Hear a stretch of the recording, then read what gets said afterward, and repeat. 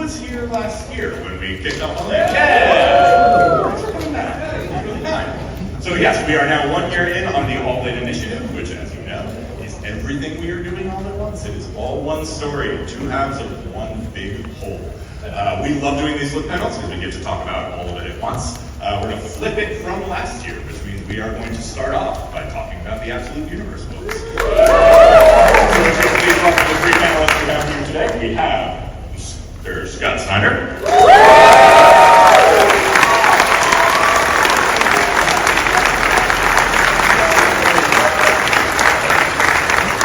The incredible artist of Absolute Wonder Woman, Hayden Sherman.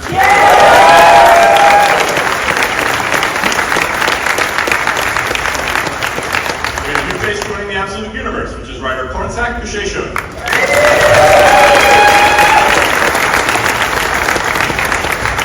Because Jeff Lemire could not make it today, but there's super exciting stuff coming in Absolute Flash that you will hear about soon. So, all right, Scott. Actually, the first question is for the audience. It has been a year, as I mentioned, since we first came out here and even mentioned that we have an Absolute Universe. You hadn't seen a single page of it. So my question for you is, how do we do?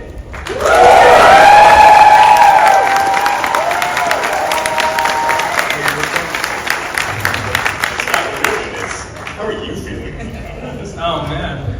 Well, first of all, thank you guys so much for showing up. I know it's early, it's Thursday. You guys have a lot of choices of great things to do at this con, so thank you so much for sharing your work with us. We really appreciate it. And I can't tell you how much it means to see your response to the Absolute Universe. Like when we first pitched it, me and Josh, the whole kind of all-in initiative, it was a moment when people were saying that superhero comics were at a down point, and the superheroes in general, like they always say, right, are in a malaise across the culture, that we've had too much of them. And what we did was we went to fans and we went to retailers, and we asked them, like, look, we'd like to do this thing called the Absolute Universe, and we'd like to do this all-in initiative, but how big should we go, right? Everyone's saying people aren't really buying superhero comics right now, and every single one of the retailers, you know, all across the country we spoke to, and we brought in a lot. We're like, the audience is there, just go big. Go as big as you can, take as many risks as you can, bring in the wildest, most bombastic art, try new voices, just do the things that you would love to pick up and read. And DC, to their credit, Chris, Marie, Jim, Ann, everybody was like, all right, let's give it a shot. And so for us to see these books overperform to such a degree, to see you guys show up in droves and do fan art, cosplay, and all of this stuff, I mean, I was really worried. I was like, God, am I driving the ship towards the iceberg with this thing? And then to see the opposite, to see you show up is such a testament to how you guys are the best fans in the world. I mean, it really is true. And the retailers, they knew it. They were like, if you make something that you love, they will show up. They will show up. And you guys not only showed up, you showed up in droves, and it's so inspiring. It's renewed my faith, which was, you know, there all along, but like I have never felt so grateful and inspired to be a part of this community and to be working in superhero comics. It's all you guys, so thank you. We are having a blast, and we're only getting started, and that's the truth. We are now in the middle of your second arc on Batman. Yes. Called Abomination. We're reading a bunch of the major Batman villains here for the first time. We've got Bane, Absolute Bane, the titular Abomination. But can you talk about the way you and Nick approach reinventing these characters that you worked on before and that you are giving a whole new year? Yeah, well, the first time I worked on Batman, and to be clear, I think I don't remember if I really got to be able to talk about this openly last time I was here because it was still so early. But Batman is the last character I ever thought I'd write again. When we pitched the Absolute Universe, I really was sure I would do a different character or no character at all. Because I didn't have a way in, but I had this pitch in my head that was like, what if Batman, if you inverted the mythology where Bruce, instead of being the system and order and all of that, was chaos? What if he was the disruption and Joker was the system in this? And what I realized was that this time around, the first time I really wrote Batman as sort of a proxy for me, facing all of my own fears, right? But now, being older and having kids that are teenagers and going out into the world, I'm writing it about my fears for them. I'm Alfred in the series, right? I'm sort of watching, and I'm inspired by young people like you guys out there who refuse to accept the world such as we're handing it to them, right? even when it looks hopeless and it looks entrenched in all kinds of like corruption and anger and you know, absolute sort of like just shittiness, like all around, you know, it feels as though like my kids, and what I see over and over with young people is that they just refuse to accept it and say, we're going to change it, we're going to be better, we're going to make it better, and we won't take it the way it is. And so that's this Bruce, and seeing it through that lens made every single character new. And everyone is kind of built through that idea that they are somehow, instead of being a product of Batman being the system, they are a product of the Joker being the system this way, in different ways. So they've been so much fun. Bane is, I've never had as much fun writing villains as this. Like, he's such a blast. The next issue 11, coming out next month, tells his origin, gives you a lot more about the Joker as well, little hints of Deathstroke, other things. Yeah, I know. Well, Deathstroke, we tried, he was in, I'm gonna start spoiling everything. He's in issue 9, really briefly, but he's Alfred's like best friend from training. Alfred actually mentored him, and then they went their separate ways. And so now he's coming in the series in a really dark way. Can't wait. I would also love for you to talk about one of my favorite designs you guys have done, which is Killer Croc, and the new relationship that Batman has with Waid. Because we have, yeah. That was my favorite.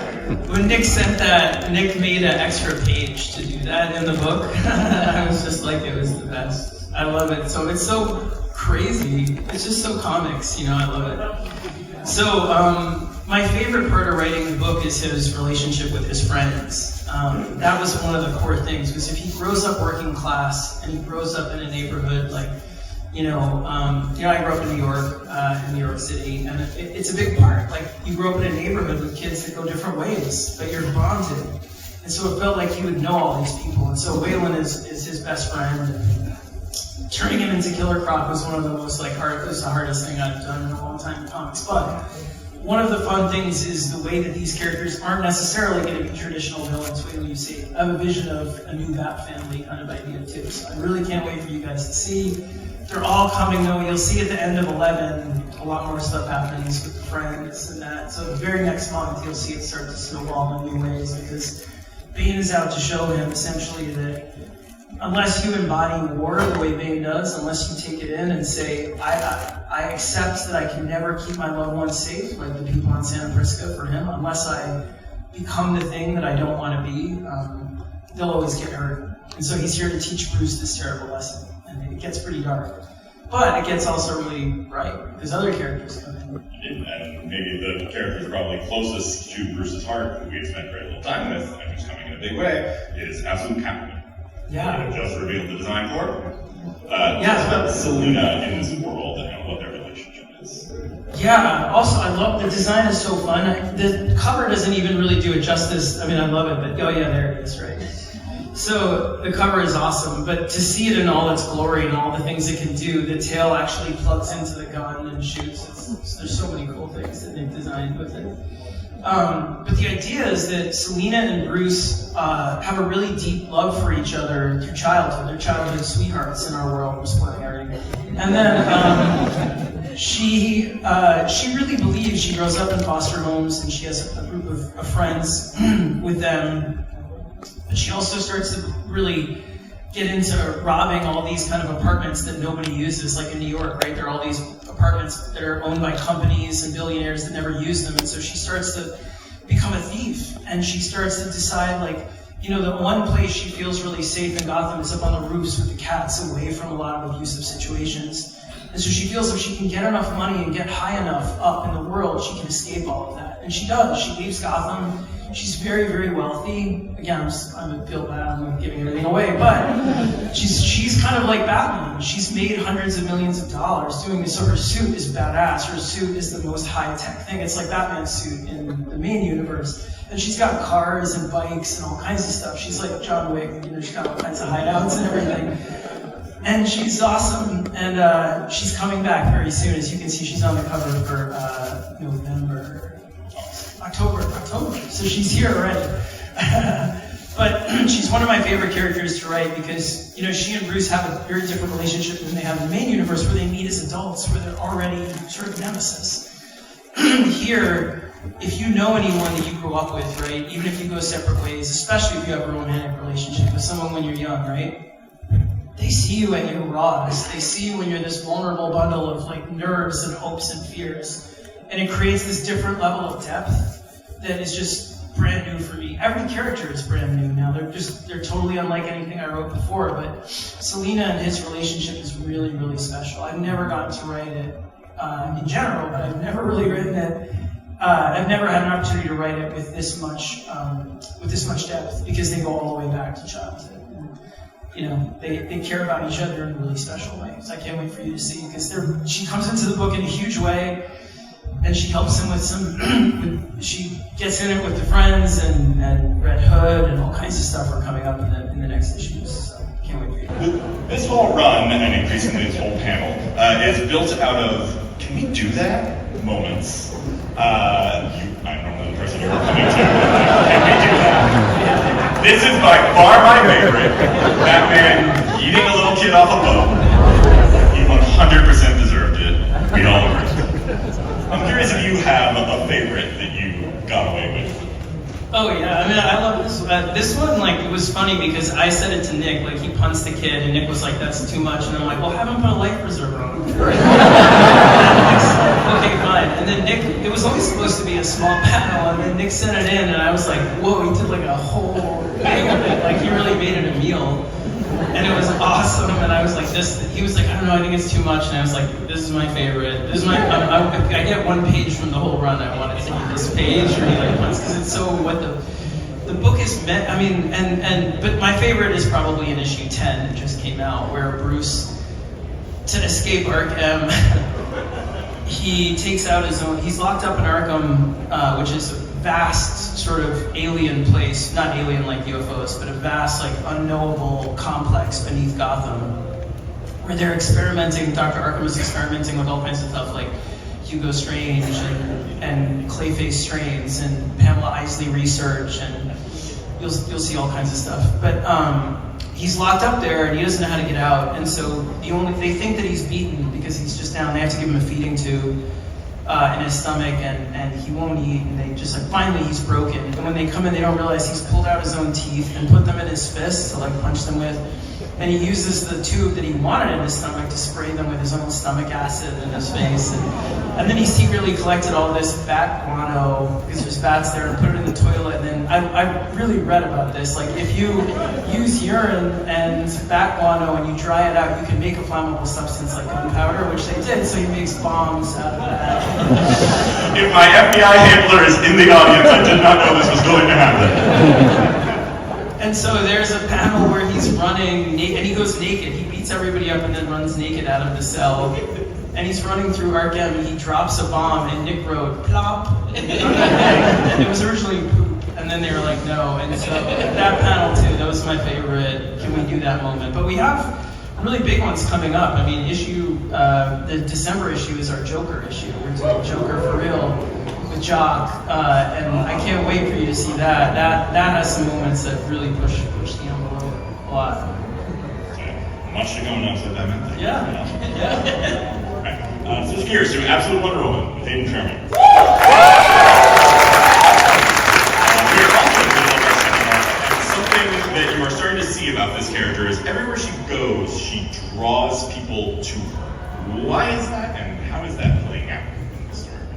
Well, I think part of what we wanted to set up in the first arc was that she's always looking to create a sisterhood, that she was coming from not knowing that the Amazons existed at some point, but that she was stripped away from them.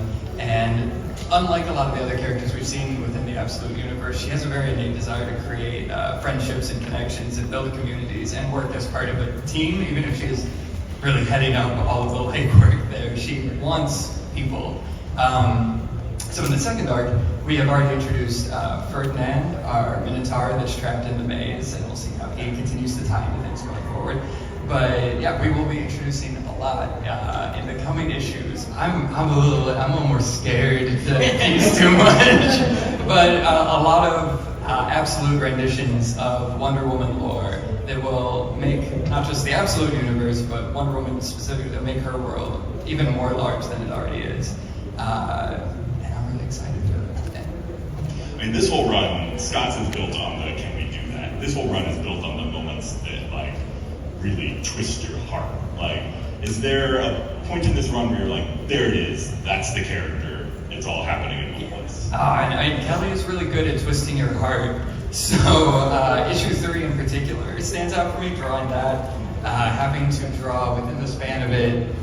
We have Wonder Woman, spoilers, we have Wonder Woman cutting off her own arm to save the life of Steve, a person that she has only known for, there we go. A person that she has only known for a few days, maybe a week or more at this point. She has known him just long enough to know that this is a good man. This is a man that could do some sort of good in the world, small or large. He's worth saving. He's worth taking from hell and bringing back to the living realm. And she doesn't blink, she doesn't ask permission, she doesn't ask her mom, the more seasoned witch of the family. She doesn't ask anybody. She just, Cersei wakes up and she has already cut her arm off. The deed is done. She's gonna do the spell and send him home.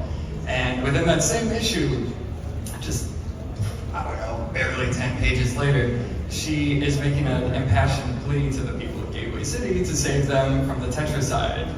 It's going to make a sound that's going to kill millions of people. The only way that she can figure out to save them is to make them all deaf. And she doesn't have enough time to explain because otherwise they're all going to die. So she commandeers the news feed and tells them all that she trusts them, that they need to look out for each other, that she believes in them very pointedly. She makes an impassioned plea to them.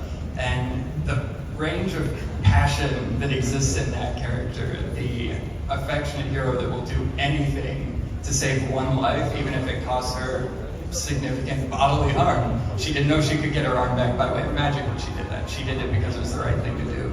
And at the same time, believes that other people have the potential to do the same is very meaningful to me. So, we've said that she draws people to her, naturally. And the number one question we get asked about the Absolute Universe is, when are these characters going to meet each other? Do we have any news to break on that front? I'm so happy you asked. Because, let's see here, in Absolute Wonder Woman issue 15, I'm very happy to say that Absolute Wonder Woman will for the first time be meeting Absolute Batman. I've got it right. Is that December 24th? December 24th. So it's a little holiday gift, too. I'm very much looking forward to it. It is already a blast. And, yeah. Scott, yeah, would you like to spoil the entire thing for us, Scott? She just punts him off a boat. No, it's going to be awesome. Kelly and I are friends a very long time, 10 years plus, and there's no bigger fan of Absolute Wonder Woman than me. I feel like what you guys have been able to do on that book is just the gold standard in comics and inspires me and Nick every month. And we've been talking about it for a long time, so we've got something really special cooked up for you where Wonder Woman has a really good reason for coming to Gotham, looking for Batman, and it starts like a chain of events that essentially brings a lot of the Absolute Universe together. And speaking of knitting the entire Absolute Universe together, we have one shot coming in October at the anniversary of our launch, the Absolute Evil #1 one shot. And we have Pornsack Machete here to talk to you about it. So Pornsack, as I mentioned, you are a new face to the Absolute Universe. Can you sort of talk about your history with DC, your specialty in comics? Yeah, so DC is kind of like my family. I started working at DC in 2003 as an assistant editor and then became an editor over at Vertigo, which does, for all of you who remember, does their sort of mature readers, darker sort of stuff, and that's where I met Scott and worked with Jeff Lemire and met Jason Aaron and all that. And I would go on to sort of work on the media TV side of DC, where I got to know all their characters really, really well. And then I started writing my own comics. I did a horror book called Infidel. That did not and I did a book called The Good Asian, a crime noir called The Good Asian. I did that one, yeah, I never won the Harvey, and I joked to my neighbors that they should stop making me paranoid because they've literally spent all day thinking of new ways horrible things can happen to people, and it's not the best way to live. And so, but yeah, that is what I do. I work in horror and crime and think of new ways that horrible things can happen to people. So Al Ewing is the writer of the Absolute Evil one shot, but he could not be with us today. Pornsack knows what's going on in the book. Kind of walk us through the villains of the Absolute Yeah, Universe. I was focus what they're up to. Yeah, I was telling Chris, I'm not usually nervous on panels, but Al's script is so good, I don't want to spoil it, but I also don't want to underhype it because it is so good.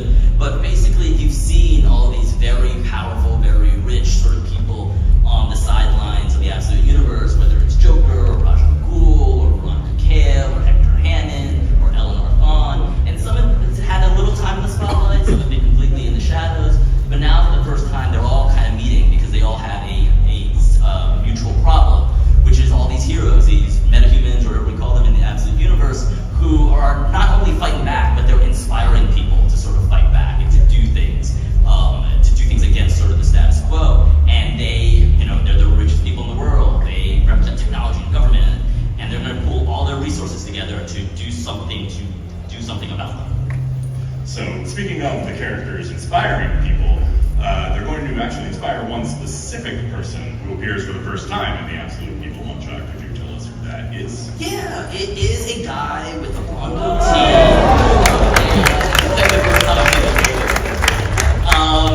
Yeah, but it inspired the Absolute Opera Queen. And the Absolute Opera, and he is, he is a billionaire, and he kind of looks probably all the characters the most similar to what he looks like in the DCU. But and he's a guy he feels he's kind of let a blind eye happen to all these other billionaires doing all these corrupt things, and he's finally going to do something to stand up to them. And he figures he might be the only person, because he's the only person with the resources and the riches and the fortune to kind of do something about that. And he will learn very, very quickly that things are not what they seem. You seem to know a lot about this character. Why?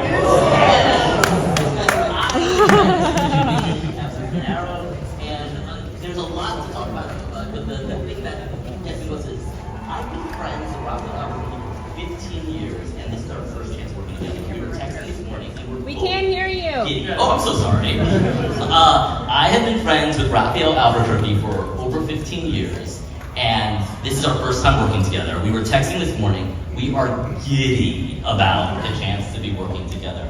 We're gonna have so much fun. He is going to crush it. So, all right, that's what we got for you guys on the Absolutes, but we hope you were very excited.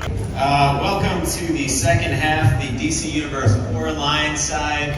Scott Snyder is staying with us because today we're going to be talking about the big event coming up on the DC Core Line side, DCKO!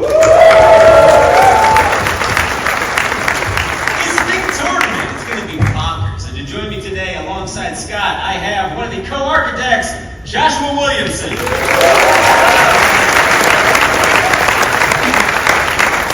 I have the legend, the myth, the man, Mr. Mark Waid. I have the incredible writer of some of my favorite books and comics, Chris Cantwell. And my sweet Pookie Bear, Jeremy Adams. Come on, Jeremy. Mark, let's roll that raw footage, huh? Scott Snyder, talk to us about DCKO. I gotta go to the gym more. I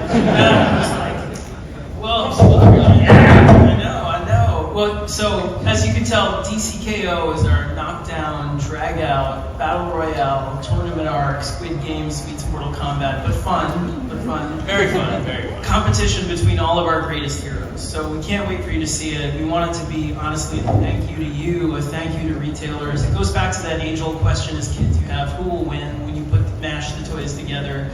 But it's also a really heartfelt story about what we think the DCU and Superman in particular stands for right now at this moment. So we can't wait for you guys to see it. That's sort of the top line pitch. But the story itself, this event is really kind of the second beat of our big Darkseid saga that we started with All In, right? So if you haven't read All In, or even if you have, just as a reminder, a recap page, in that event, Darkseid realizes that he's always been meant to be something much bigger than he is in the main universe. And he realizes the way to do that is to die and to begin a new universe at this particular moment, the Absolute Universe. And so he does that in the All-In Special, which we had come out last fall.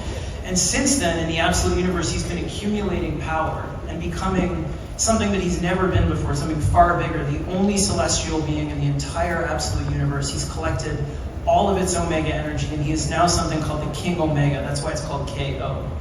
All right, so he's become this kind of Darkseid Prime. And when our story starts in DCKO, he is about to come over here and claim this universe as well, which is his big plan. Right? So, how we get to the tournament is, what the heroes realize is that the only way to stop Darkseid is to sort of become, to beat him at his own game.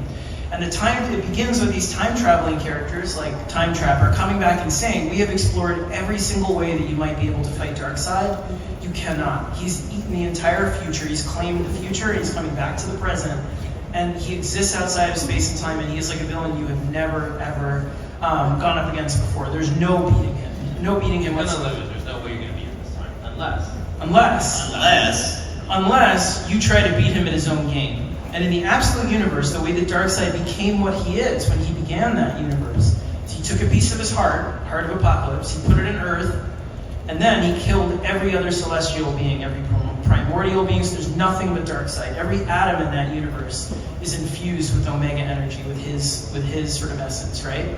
So the heroes realize there's already a heart of Apocalypse forming at the center of our Earth because Darkseid is making his way back from the future, from Legion to now. If they get it and co-opt it, maybe they can use it to fuel one of them to become as big a celestial warrior as Darkseid and defeat him on his own terms. But the heart of Apocalypse really only responds to one thing, right, which is conquest. And so, to get to it, what they have to do, it's going to put up its defenses as they try and get to it. It's at the core of the Earth. And essentially, the only way to get it is to compete with each other without any mercy whatsoever. You can't cheat this one. Yeah, so it becomes, it really is like, I've never had as much fun writing something as I am with this guy writing this with Javi. It really is almost like the only way the heroes can win is to compete with each other without any Yeah, they passion. really fight each other. We pitched this a while back. One of the things we said during our pitch was, one of the things we said during the pitch when we were pitching to DC initially, we were trying to tell them how crazy it was going to be. But one of the things that we said was like, you want to get nuts? Let's get nuts. And that was with this. We really wanted the heroes to go for it because the heart of Apocalypse is basically saying to them, like, if you're going to be able to be worthy enough, you have to really be like Darkseid. And that's a really big challenge for these characters to say, can they do that? Can they be like Darkseid? That's part of the challenge. And it doesn't, the heart of Apocalypse does not want to be held by anybody else. So it puts up its defenses, and that defenses is the tournament. Yeah, and so the tournament has 5 levels, 5 issues. Oh man, Scott's gonna start spoiling stuff. I know, yeah. I didn't know we were going to talk about that, but I get it. And the fun.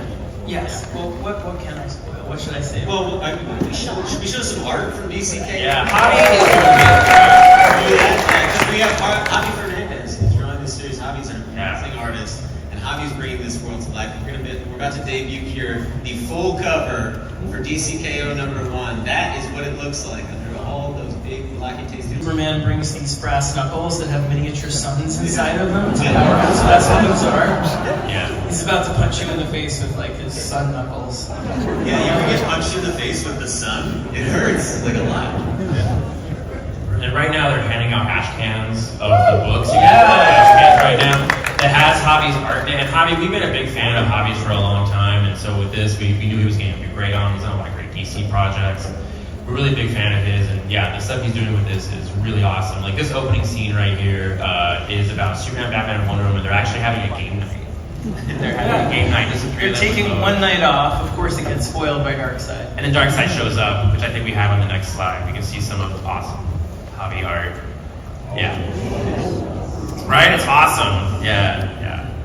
That looks like an insurance hazard, right? Yeah, look at that. But this is a Darkseid they've never gone up against, which is part of why Time Traveler keeps telling them, like, there's no way you're going to win this way. There's no way you're going to beat him, but that's when they start figuring out there might be a way. And what you realize is he's not only a single thing anymore, he's become something bigger than himself. He's attacking all places at once, magic, space, there you go. This spread is like one of my favorite things. Yeah. If you look at the different panels, one is Metropolis, one is the Rock of Eternity, one is Oa. It's basically like he is everywhere at once, to just claiming everything for himself. And that's why he has that little crown, that little Omega symbol over him. Yeah, because he is the King Omega. He's the King Omega. So in order to combat the ultimate return of Darkseid here, this absolute return of Darkseid, what the heroes are going to have to do is they're going to have to look within themselves and think, do I have that level of no mercy in me? And it's going to be something that really challenges the heroes in that moment. But what they realize is they have to try. Like, this is the only way. And it's the only alternative to Darkseid simply coming back and doing this to the planet.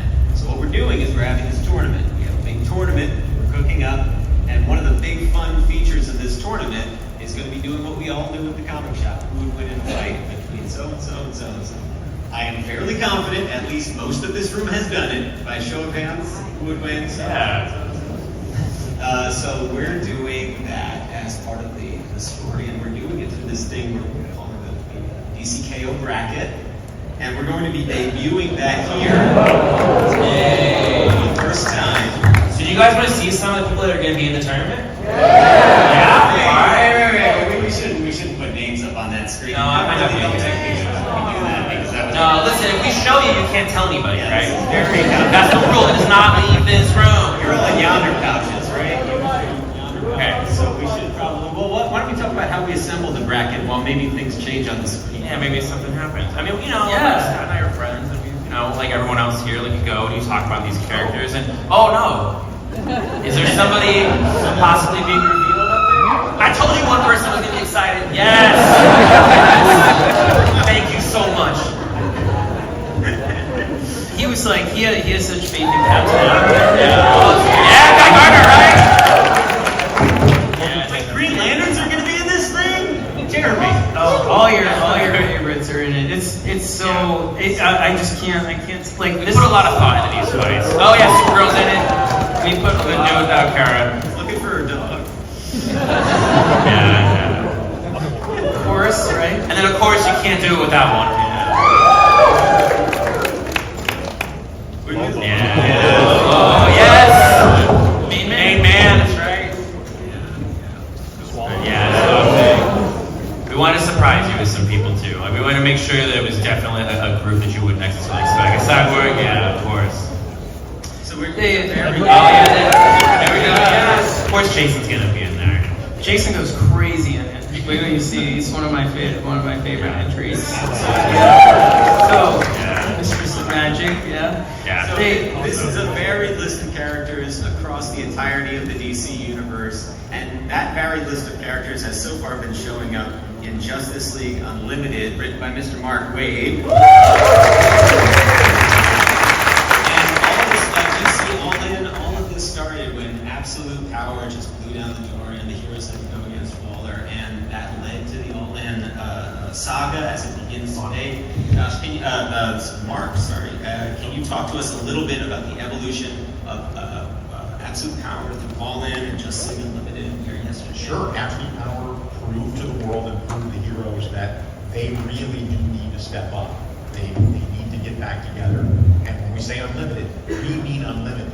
And now that we have thrown open the doors to time and space, which we are yesterday, then anyone is game. Last year I asked people who should be on the team, and somebody said Jonah Hex, and I'm the only one who said no. And then it just sat with me for a year, and so Jonah Hex is there. And so the Justice League Unlimited are going to be playing a pivotal role in DCKO. Yes. Can you tell us a little bit, tease a little bit, not too much. Not too much, yeah. The Terrific 10? Can you We have all the cuddly guys left. That's who we got. We've got the Terrific 10. Mr. Terrific, maybe you've heard of him. He's in a movie. He has assembled his own team to do something that is key to the KO story that we can't reveal yet. But he has 10 hand-picked soldiers from the DC universe, and only one of them will live, and he's not telling them which one. He knows which one. So they are literally on a suicide mission. They will help save the day against Darkseid, provided Darkseid doesn't win. Fingers crossed. And these are some of the time displaced characters from We Are Yesterday. Yes. Led to all this. Yeah. Batman Beyond, we got. Electric Blue Superman. We get some. In fact, we have a cover. I think we could show it. Would it get too much? No, give it away. Give it away. Josh doesn't want you to see it. Yes. Well, that's That one. That's for something else. That's something else. More booster.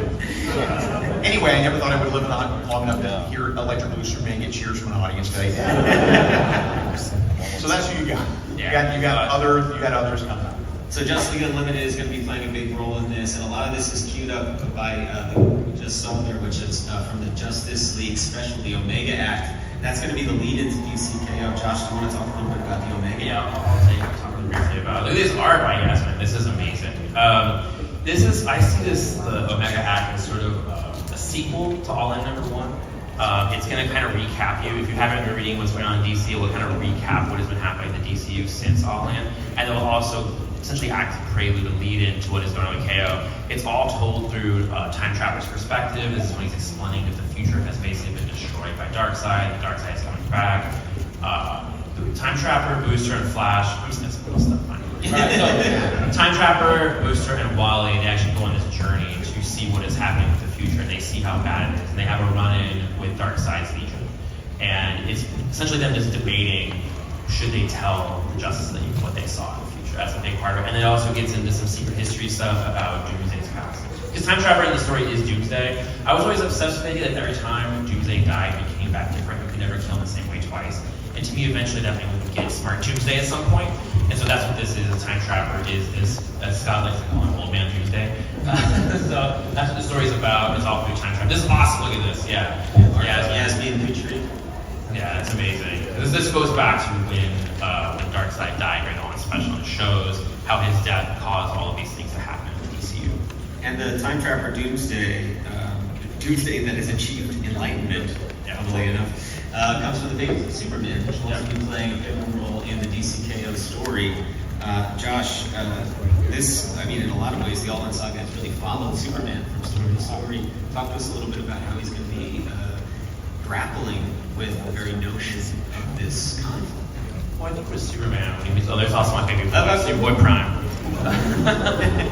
Superman has always, because of his encounters with the Legion when he was young, there was a part of Superman that always had hope for the future. He knew the future was going to be okay. He knew there was a part of him that was always, it fueled some of his hope because he knew the Legion was always there.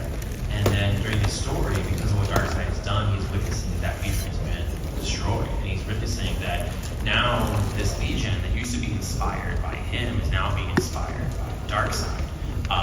And that kind of breaks his hope for the future. And that's part of where he is going into this event with, is that he is actually, for the first time, really concerned about the future and the way he hasn't been in the past. That definitely affects a lot of his mental state going into it.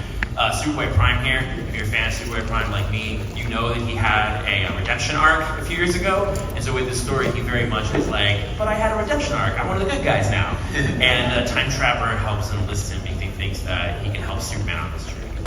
Do we have any Legion of Superheroes fans? Yeah. The Legion of Superheroes we've seen in the All-In Saga, the Darkseid Legion, playing a pivotal role there. Darkseid's basically personal army. This is that last two-page spread is a bit of a spoiler because if you know Superboy Prime is essentially from our world, so he loves comic books. He's a big fan of the Absolute Universe. So Prime, when Prime and Superman are heading to the future, Prime is like, he's so confident. He's like, I know what's going to happen. We're going to go to the future. We're going to fight Darkseid, and then all the legions from all the different timelines are going to show up, and they're going to help us. It's going to be a big two-page spread, and it's going to be awesome. And then he goes and he finds this two-page spread with the majority of the Legion have already died. They've already been taken out by Darkseid and by the Darkseid's Legion. So for both of them, it's this moment of like what they thought was going to be the future is basically broken. And Josh wrote this beautiful scene in Superman where Superman is talking to Ma, and he's saying like, hey, when I was a kid, I saw a glimpse of the future, and it made me feel good. It made me feel like the future would be nice, a nice place. And now I look at the future, and I don't know what it is anymore. And a lot of the stories are going to be grappling with that idea. Hey, we might grapple into the future that might not be what we thought it was going to be. How is that going to play out on the page? How's that going to affect Superman? So the emotional part of the story, really. Yeah. And so Superman is going to be appearing also in the pages of Justice League Unlimited in the lead up to DCKO, written by the aforementioned Mr. Mark Waid. But Mark Waid is going to be returning another character that he is very well known for, the Flash. Alongside the wonderful Mr. Chris Cantwell, so Mark Waid and Chris Cantwell are writing the Flash for DCKO. And it's in a story that we're calling. Chris, do you want to? It's called Impulse Control. Yes. Mark, you don't want to kick anything off? No. I was going to say that I'm so excited to be back to Wally. As you know, I'm writing 43 books a month. So all I had was Tuesday afternoons free. So I wanted to team up with who I think is one of the best newer writers in comics. I think young. Yeah, Red Challenge of the Unknown. That was one of the best ones we published last year. And I'm happy to work with Chris anytime, anywhere, and I'm glad he was able to come on board with me. So together, we cooked up some really cool Flash and Impulse stuff. Yes, we did, and I'm really excited. I think these guys reached out to me and they said, would you like to do this with Mark? And I was like, would I? Right? Like I feel like my cowlick came back from when I was in grade school. Yes, I mean, this is really exciting. I mean, so I got briefed on all of the KO of it all and how exciting that is. And it's fun to craft a story with Mark where we can take Wally West, who's coming off of Cy Spurrier's wonderful run, a really great cosmic horror story and everything that he and Mike Didano and all those wonderful artists did on that book. And we have a Wally who, and I've been rereading Mark's monumental work on both Wally and Bart. And, that's Wally West, The Flash, started as someone who was always worried that he wasn't fast enough, or at least that's where he began. And I think off of Side's run in that story, he's freaked out, right? I think he's been through a lot. He's seen what war looks like firsthand. He's going through that right now. And so he's hearing this plan for KO, and he's hearing all of his buds plan a blood sport, and he's like, really? And I think he's a little freaked. And so, and if there's one person who thinks they can look at the Justice League Unlimited and even hear Wally talk about the experiences he's seen in the future through Omega Act, and think, maybe I can do something different and better, and I'm going to do it right now, it's Bart Allen, right? Yeah. So Impulse is going to come into this thing in a big way. Yeah, when Impulse says, maybe I can change the past, and Wally's like, Flashpoint, but it's too late. He's gone. And so now we are bouncing through the past to try to fix the future and put things right. What once went wrong, is that the phrase? Yes. Yes, and so Bart is a big part of this, and I think it's very much a two-hander, right? Where I think you've got a Wally West who is shaken by what he's seen in the Omega Act, and then there goes Bart. And Bart he's trying to prove himself to Wally once and for all and say, I can do this, take me seriously. And in going through Mark's Impulse run, that solo book, which is one of my favorites, reading that, this is a kid who, you think he's not paying attention, but he hears everything in the room. I still think of that first scene in the classroom where the teacher catches him for not paying attention. He's able to repeat back the teacher's words, what that kid did, how this kid coughed, the data she's looking for, everything. And, in reading that character, it reminded me of my oldest son, who's actually sitting right over there, so I'm going to embarrass him. And so I fell in love with Bart immediately all over again. And this is really a story about Wally and Bart trying to repair their relationship, cement their relationship, and then also take on Darkseid by themselves, because the tournament is a frightening thing. It's to the death, there's no mercy, to quote Josh. So that's where we're at. Now, there's another key contender in this tournament that's been building since the start of his new solo series that debuted last year. Mr. Jeremy Adams is going to be fighting in the tournament, and he is going to be going up against Lobo, and he's going to be, no, that's not it, it's Aquaman. It's Aquaman, see, here's some Aquaman. Jeremy, talk to me about the Dark Tide, talk to me about the path to KO. So Aquaman in the book, the plan is to disappear, and he's on this journey to this thing called the blue, this primordial force that's like the red and the green. I know we only have a few minutes, I see the sign. And so he's become the avatar of this thing called the blue. But what's interesting about what's happened with Darkseid and kind of the infection of Omega energy, it's like what happens when a godlike force becomes a little more infected. So we're seeing an Aquaman that's getting a lot more violent and powerful, and so by the time this tournament starts, he's really powerful. Like, he's ridiculous. He still has Mira's powers, but they've been compounded. He has a really strange group of people, which is like Captain Nemo and Zan, and a hammerhead shark guy named Titanus. Yeah! We've got Lori Lemire, who is a mercenary mermaid, as we have her, and so he's fighting this creature called Dagon, you can see here. But as he returns to Earth after this, you're going to see a different Aquaman that's incredibly powerful. One that might be competing, possibly, I don't know. There he is. Is he on there? Oh, yeah, there he is. There he is. So Aquaman will be in DCKO, a major bracket player in the tournament. And we have another reveal here. Not beyond Aquaman, we have... Give it away. What's Batman doing in this tournament, Joshua Williamson? Yeah, I mean, we're going to do a story about people fighting in the DCU. There was no way we could do it without Batman. That's right. Yeah, so with this, we wanted to make sure we show Batman's point of view. As much as KO and Superman's story, we want to show Batman's point of view on this fight, what he's going through. I don't want to get too much into spoilers, Scott will spoil everything. But that's what it's going to be about. It's about Batman's journey. I'll totally spoil it. Wait, so it's actually about... Well, the thing is, like, this whole tournament is supposed to, like, pit you against your worst But fear. look at this Dan Mora art. Yeah. Like Dan and me doing this together is going to be really, really fun. It comes out in November. I'm really excited about it. Go. it's like every level that you get closer to the heart, it makes you fight each other in darker and darker ways. And if you give in, you show compassion, the omega levels go down. And you need the highest omega level possible to be able to defeat Darkseid. And so one of Batman's biggest fears, I think, ultimately, is that, you know, maybe one of his kids, one of his greatest hopes and fears, I think, is what will happen to his children, right? All of his Robins. And so and everyone always asks, like, who's the best one, who's this? So we figured, what's a tournament if we don't have Batman go up against his Robins? But with a twist in this one, we wanted to do Batman actually versus the versions of those Robins if they were to become Batman.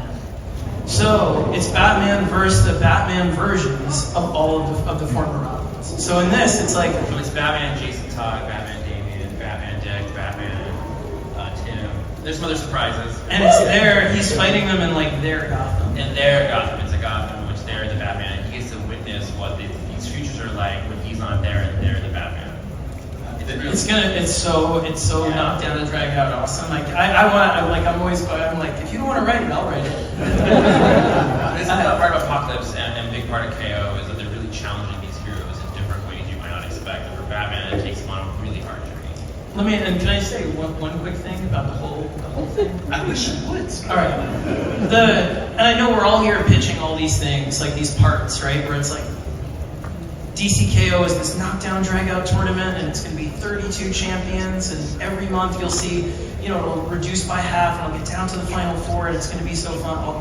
And over here we have this going on with Justice League tie-in, and over here we have the Absolute Universe. What we really want to stress to you is, I had some retailers come up to me last night and be like, wait, this event isn't ending the Absolute Universe or something, is it? It was like, not at all.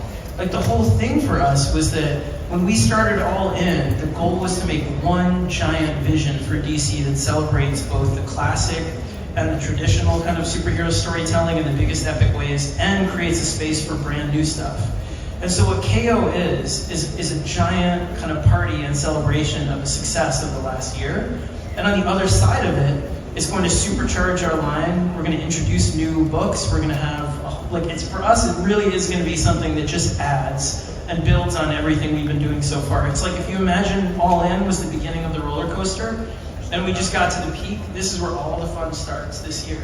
And all in and Absolute, all this is all one big story. It's one giant saga, and it's only getting started. So that's the fun. This part is like, you're stopping, you're getting a giant Monster energy drink, blasting off into the next part. So we really can't wait for you guys to see it. But it's all a testament to the fact that you guys showed up, sold like the hell out of these books, and just made us want to try more and more crazy stuff and heartfelt stories about these characters that we love to death. It's a celebration of these characters. It's a celebration of comics. I'd like to take just a moment and celebrate the architects, Joshua Williamson and Scott Snyder.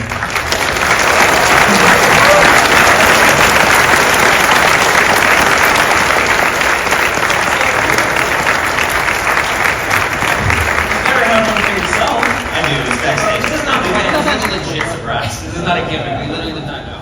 These two guys work so hard to make these comics. In fact, everybody at DC knows, like right up and down the line. It is you, it is Chris, it's Marie, it is Ann, it's everyone at the panel. Oh, sorry. It is not just the two of us. DC Comics is never one person, it's never two people, it is all of us together. And so I appreciate this, but yeah, it's all of us. Thank you all. Thank you.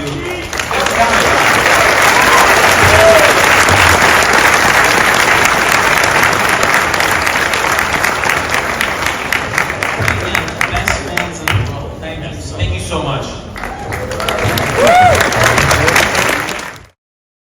Subscribe to our free Superman homepage newsletter and stay in the loop. Go to supermanhomepage.com/newsletter. Subscribe to our YouTube channel and click on the bell to ensure you don't miss out on any of our new videos.